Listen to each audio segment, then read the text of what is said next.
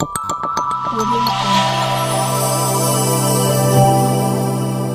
Jungle.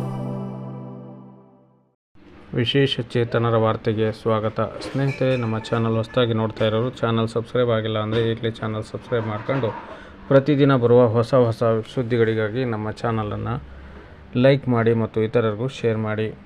ಕೇಂದ್ರ ಸರ್ಕಾರಿ ನೌಕರರಿಗೆ ಜನವರಿ 1, 2024ರಿಂದ 7ನೇ ವೇತನ ಆಯೋಗದ ಶಿಫಾರಸಿನಂತೆ ತುಟ್ಟಿ ಭತ್ಯೆಯನ್ನು ಶೇಕಡ 50ರಷ್ಟು ಹೆಚ್ಚಿಸಿದ ಜೊತೆಗೆ ಹಲವಾರು ಭತ್ಯೆಗಳ ಮಿತಿ ಸ್ವಯಂಚಾಲಿತವಾಗಿ ಶೇಕಡ 25ರಷ್ಟು ಹೆಚ್ಚಳ ಮಾಡಲಾಗಿದೆ. ತುಟ್ಟಿ ಭತ್ಯೆ ಹೆಚ್ಚಳ, ಮಕ್ಕಳ ಶಿಕ್ಷಣ ಭತ್ಯೆ, ಸಿಇಎ, ಹಾಸ್ಟೆಲ್ ಸಬ್ಸಿಡಿ, ಸರ್ಕಾರಿ ನೌಕರರ ದಿವ್ಯಾಂಗ ಮಕ್ಕಳಿಗೆ ಸಿಇಎ, ವಿಕಲಚೇತನ ಮಹಿಳೆಯರಿಗೆ ವಿಶೇಷ ಮಕ್ಕಳ ಆರೈಕೆ ಭತ್ಯೆಯಲ್ಲಿ ಹೆಚ್ಚಳವಾಗಿದೆ.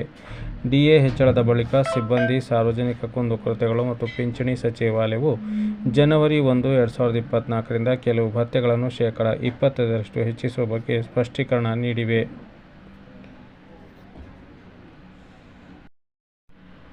ಮುಂದುವರೆದು ಸರ್ಕಾರಿ ನೌಕರರು ಕೆಲವು ಬೇಡಿಕೆಗಳನ್ನು ಸಹ ಸರ್ಕಾರದ ಮುಂದಿಟ್ಟಿದ್ದಾರೆ.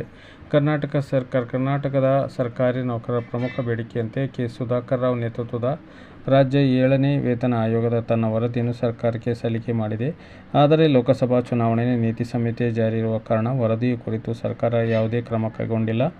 2024ರ ಮಾರ್ಚ್ 19ರ ಶನಿವಾರ ಕರ್ನಾಟಕ ಸರ್ಕಾರಕ್ಕೆ 7ನೇ ವೇತನ ಆಯೋಗದ ವರದಿ ಸಲ್ಲಿಸಲಾಗಿದೆ.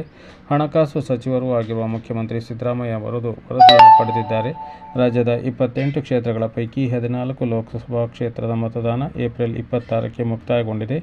ಉಳಿದ 14 ಕ್ಷೇತ್ರದ ಮತದಾನ ಮೇ 7ರಂದು ನಡೆಯಲಿದೆ. ತದನಂತರ ಈ ವರದಿಯ ಕುರಿತು ಕೂಲಂಕುಷ ಚರ್ಚೆ ನಡೆಯುವ ಎಲ್ಲ ಸಾಧ್ಯತೆಗಳಿವೆ ಎಂದು ಮೂಲಗಳು ತಿಳಿಸಿವೆ.